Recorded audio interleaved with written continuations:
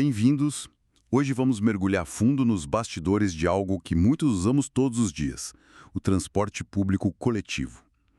Já pararam para pensar como é que as empresas decidem quantos ônibus colocar na rua, onde eles devem ir, a que horas, ou até como elas sabem se o serviço está de fato funcionando bem? Pois é, nós reunimos aqui uma série de documentos, pesquisas, notas técnicas que falam exatamente disso. Vamos explorar os conceitos de demanda, a necessidade das pessoas de se moverem e a oferta, como os serviços respondem a isso. E como tudo isso é medido, sabe? Como esses dados são usados para planejar e operar os sistemas. A nossa missão aqui é tentar desvendar um pouco esses segredos do planejamento do transporte e entender o que realmente afeta a nossa experiência no dia a dia. E vamos ver também como a tecnologia hoje em dia está mudando completamente a forma como a gente entende e gerencia essa relação, que é bem complexa. Acho que depois dessa conversa o pessoal vai olhar para a próxima viagem de ônibus ou de trem com outros olhos. Ótimo. Então vamos lá, vamos começar a desembrulhar isso. Começando pela demanda. Assim, intuitivamente parece simples, né? São as pessoas que precisam ir de um lugar para o outro usando o transporte público. Mas, pelas fontes que a gente viu, a coisa é um pouco mais complexa. Existem tipos diferentes de demanda, é isso? Exatamente. Os planejadores costumam dividir, sim. A mais óbvia é a demanda manifesta. São as pessoas que a gente vê usando o sistema hoje. Aquelas que estão nos pontos, dentro dos ônibus, sabe? É o que a gente consegue medir diretamente, seja contando passageiros ou, hoje em dia, pela bilhetagem eletrônica. Mas isso não é tudo. Existe também a demanda potencial. Pense naquelas pessoas que não usam o transporte público hoje, mas, quem sabe, poderiam usar. Talvez se o serviço melhorasse, né, se tivesse mais ônibus passando, ou se a tarifa fosse mais baixa, ou se os veículos fossem, sei lá, mais confortáveis. Faz todo sentido. E imagino que tenha o contrário também. Gente que até gostaria de usar, mas alguma coisa impede. Exato, essa é a demanda reprimida. São pessoas que têm a necessidade de se deslocar, mas são desestimuladas pelas condições atuais do serviço. Pense em quem desiste de pegar o ônibus porque ele está sempre superlotado, ou porque atrasa demais, ou simplesmente porque não tem linha para onde a pessoa precisa ir. E tem ainda um fenômeno curioso, a demanda induzida. Isso acontece quando há uma melhoria muito grande na oferta, tipo, inauguram uma linha nova de metrô ou um corredor de ônibus super rápido. Aí acabam surgindo novas viagens que antes não eram feitas, ou até atrai gente que antes só andava de carro. Que interessante isso. Quer dizer, melhorar o serviço pode acabar criando mais gente querendo usar. Pode sim, é um ciclo. E além desses tipos, o que mais influencia a decisão de alguém, individualmente, de usar ou não o transporte público? A primeira coisa que me vem à cabeça é o preço, a tarifa. Sem dúvida, o valor da tarifa é crítico. Os estudos que analisamos são bem claros quanto a isso. Um aumento de, digamos, 10% na tarifa pode fazer a demanda cair entre 3,89% e 5,95%. É uma variação considerável. É bastante, sim. Mas não é só o preço, né? O tempo total da viagem também é fundamental. E aí entra tudo: o tempo de caminhar até o ponto, o tempo de espera, o tempo dentro do veículo. Cada 1% de aumento nesse tempo médio de viagem pode reduzir a demanda em mais ou menos 0,43%. Parece pouco 0,43%, mas imagino que no volume total... Faz muita diferença. E tem os fatores socioeconômicos também, claro. Uma coisa interessante que algumas fontes mostram é que, às vezes, quando a renda média da população sobe, a procura pelo transporte público até diminui. Pode ser visto como um bem inferior, sabe? Algo que as pessoas deixam de usar se puderem pagar por um transporte individual como carro ou moto. Curioso. É uma dinâmica complexa. Muito. E claro, a qualidade geral do serviço conta demais. Pontualidade, conforto, segurança, a informação que dão para o passageiro e até a própria organização da cidade, onde ficam as casas, os empregos, as escolas. Tudo isso molda a necessidade de transporte. E essa demanda não é algo fixo, né? Imagino que varie muito ao longo do dia, de um bairro para outro. Totalmente. Os padrões são muito nítidos. A variação temporal é a mais clássica.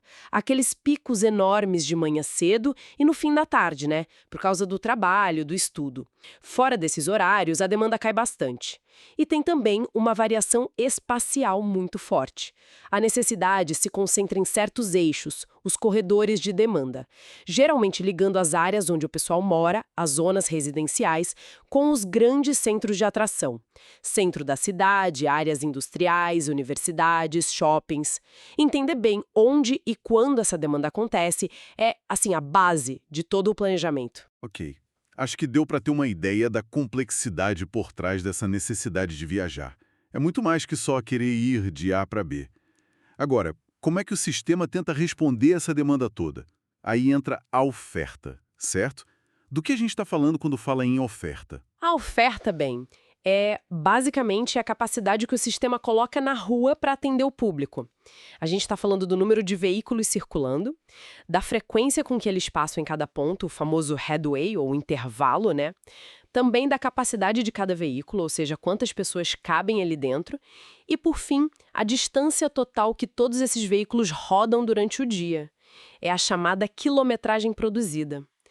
É a resposta do sistema à demanda que existe e também àquela demanda potencial que se gostaria de atrair. E a variedade de veículos é enorme. A gente vê desde aqueles micro-ônibus para umas 40 pessoas até os biarticulados gigantes que levam mais de 200.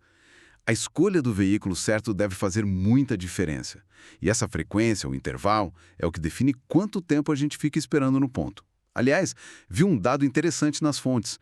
Em 2023, a quilometragem rodada pelos ônibus no Brasil aumentou um pouquinho, tipo 2,1% em relação ao ano anterior. Pode ser um sinal de tentativa de aumentar a oferta. Pode ser um indicador, sim. Mas dimensionar essa oferta do jeito certo, olha, é um quebra-cabeças e tanto.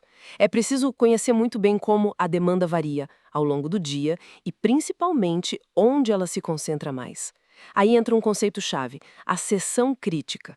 Pensa naquele trecho da linha ou naquele ponto específico onde o ônibus parece estar sempre mais cheio. Ah, sim. Geralmente perto do centro ou de um terminal grande, né? Exato. Esse ponto é que meio que dita a necessidade de capacidade para a linha inteira, principalmente na hora do pico.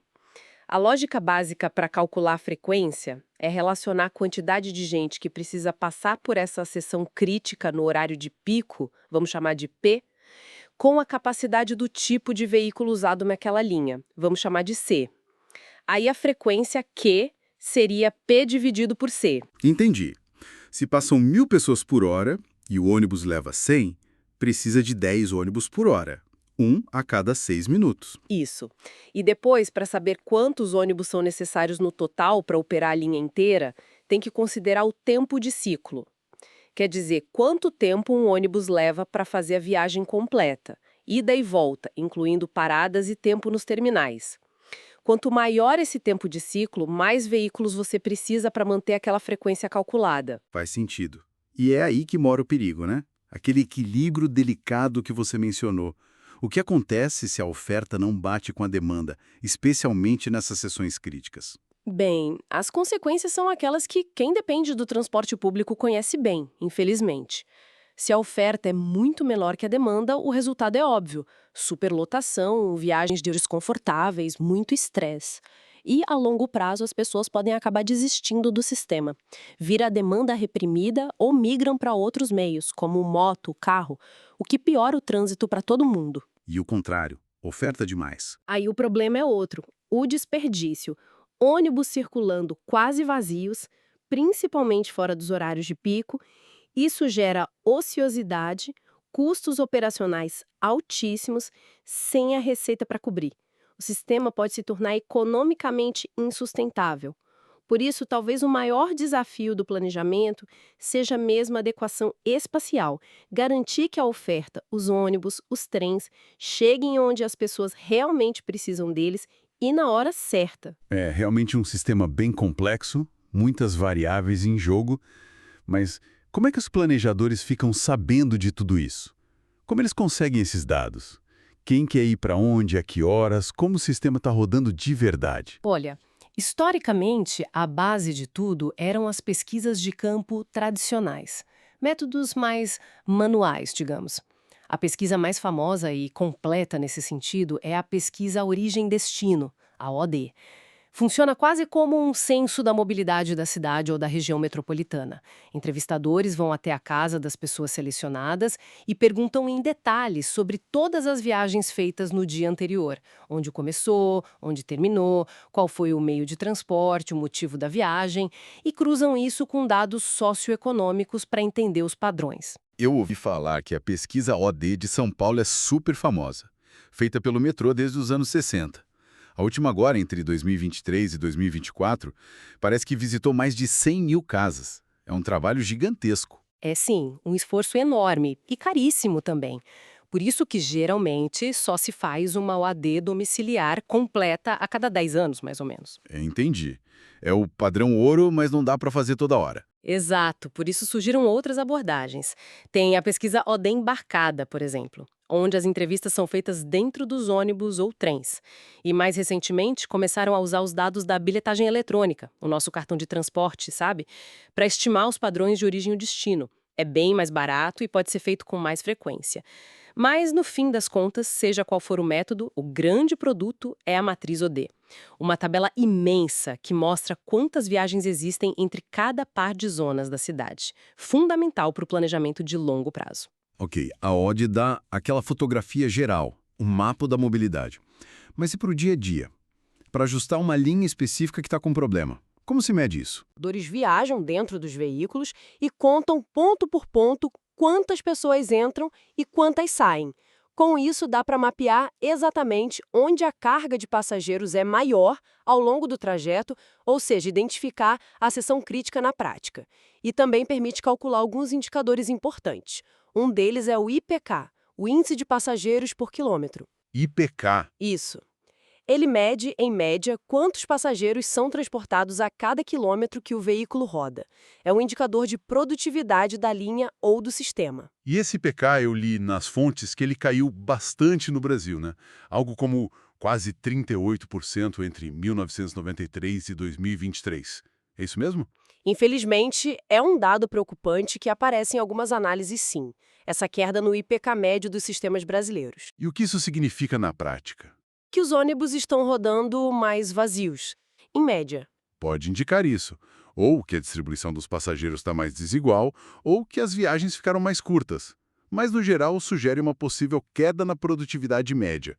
Isso levanta questões sérias sobre a eficiência e a sustentabilidade econômica do sistema a longo prazo, né? Mesmo sem considerar o aumento dos custos. Com certeza.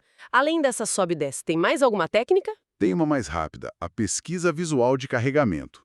Um observador fica num ponto fixo da rua e, para cada veículo que passa, ele classifica visualmente a lotação. Usa uma escala tipo de 1 a 6. Vazio, poucos passageiros, metade da capacidade, lotado, superlotado. Dá uma ideia rápida da ocupação em certos pontos sem precisar entrar no veículo. É mais simples, mas menos precisa, claro. E a tecnologia mais recente? Como ela mudou essa coleta de dados? Deve ter revolucionado isso, imagino. Revolucionou completamente. O sistema de bilhetagem eletrônica, o simples ato de passar o cartão na catraca ou no validador, gera um volume gigantesco de dados, registra quando, onde, em que linha, em que validador e às vezes até em que ônibus específico o passageiro entrou. É verdade, a gente nem pensa nisso. E tem o GPS AVL, Automatic Vehicle Location. A maioria dos ônibus hoje tem GPS, né? Isso permite rastrear a localização de cada veículo em tempo real. E outro elemento fundamental é o GTFS, General Transit Feed Specification. GTFS? É um padrão de dados aberto, global, para compartilhar informações sobre horários, rotas, localização das paradas. É o que permite que aplicativos de celular mostrem para a gente as opções de transporte público, os horários, etc. Existe até uma versão em tempo real, o GTFS Real Time. Nossa, quanta sigla! E como está a adoção disso no Brasil? Olha, segundo uma das fontes que analisamos, a bilhetagem eletrônica SBE já está bem espalhada, tipo em 85% dos municípios pesquisados. O GPS também, uns 78%. O GTFS, apesar de ser super importante para a transparência e para a inovação, ainda está em processo de adoção mais amplo, parece. Mas a verdadeira mágica, o grande salto de qualidade, acontece quando você consegue integrar essas diferentes fontes de dados. Cruzar os dados da bilhetagem com a localização dos veículos via GPS, talvez com os dados das pesquisas de campo.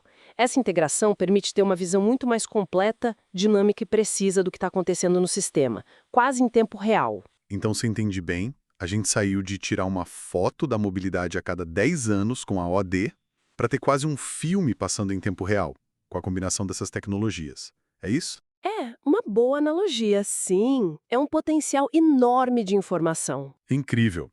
Ok, então agora temos dados sobre a demanda, sobre a oferta, sobre como as pessoas se movem, mas como a gente sabe se o sistema está funcionando bem? Como se mede a qualidade, a eficiência do serviço que chega para a gente? É aí que entra a avaliação de desempenho. Para isso, normalmente se faz a pesquisa de desempenho da circulação. Essa pesquisa foca em indicadores-chave da operação. Um dos mais críticos, sem dúvida, é a velocidade. E aqui é importante fazer uma distinção. Tem a velocidade operacional, que é a velocidade média só quando o veículo está andando, sem contar paradas. Mas aqui realmente importa para o passageiro é a velocidade comercial. Essa sim considera o tempo total do percurso, incluindo o tempo parado nos pontos, nos semáforos, no trânsito. E essa velocidade comercial, pelo que eu li nas fontes, anda bem baixa em alguns lugares, né? Em São Paulo, em 2024, mencionaram algo entre 15 e 16 km por hora nos horários de pico.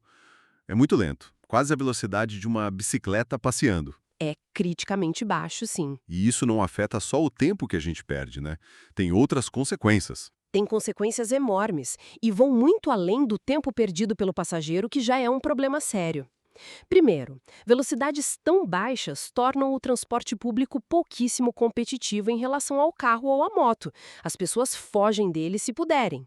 Segundo, do ponto de vista da operação, isso é um desastre. Significa que cada ônibus demora muito mais para fazer o seu trajeto de ida e volta, o ciclo. Para manter a mesma frequência, o mesmo intervalo entre os ônibus, a empresa precisa colocar muito mais ônibus e muito mais motoristas na rua. Ah, claro, para compensar a lentidão de cada um. Exato. E isso aumenta brutalmente os custos operacionais do sistema. É um ciclo vicioso. Um estudo da NTP que foi citado estimou que a velocidade média pode cair tipo 1,68% todo ano se não houver investimento em prioridade para o transporte coletivo. Nossa, mas tem solução. Tem. Medidas que dão prioridade para o ônibus funcionam. Corredores exclusivos, faixas exclusivas.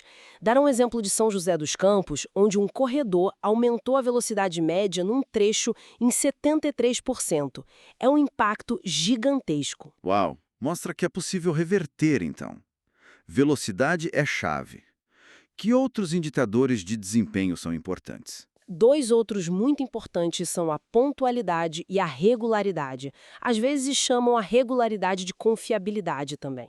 Qual a diferença? Pontualidade é simples. O ônibus ou o trem chegou no horário que estava previsto na tabela oficial. Já a regularidade foca mais na consistência dos intervalos entre os veículos. Pensa numa linha de alta frequência, que passa numa avenida principal. Às vezes, para quem está esperando no ponto, é mais importante saber que vai passar um ônibus a cada 5 minutos, como prometido, do que saber se aquele ônibus específico estava 1 ou 2 minutos atrasado em relação à tabela. Exatamente. Manter esses intervalos constantes, a regularidade, é crucial para a pessoa poder confiar no serviço e planejar sua viagem. E alguns sistemas conseguem níveis excelentes nisso. Um exemplo notável que apareceu foi o da Trensurb, o trem urbano lá de Porto Alegre. Em 2015, eles registraram 99,994% de pontualidade e 99,31% de regularidade. São números impressionantes. Nossa, quase perfeitos. Isso mostra que é possível, né? Com gestão, com infraestrutura. E como é que os operadores tentam controlar isso na prática? Especialmente a regularidade, para evitar aquela situação clássica que irrita todo mundo.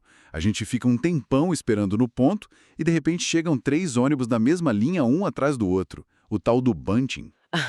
O bunching. Essa é a luta diária do controle operacional. Uma ferramenta clássica para planejar e tentar controlar isso é o diagrama de marcha. Imagina um gráfico. No eixo vertical você tem a linha, com todas as paradas. No eixo horizontal você tem o tempo ao longo do dia. Cada veículo que opera naquela linha é representado por uma linha diagonal nesse gráfico. Ela mostra o movimento programado dele. A que hora sai do terminal, quanto tempo leva entre os pontos, a que hora chega no final. Entendi, visualiza a operação toda. Isso.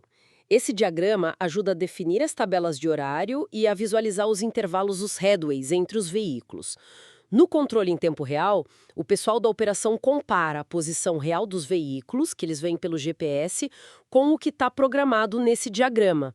E aí tentam fazer ajustes, segurar um ônibus aqui, acelerar outro ali, para manter os intervalos mais ou menos constantes e evitar que eles embolerem. É um trabalho de coordenação intenso, imagino? Muito.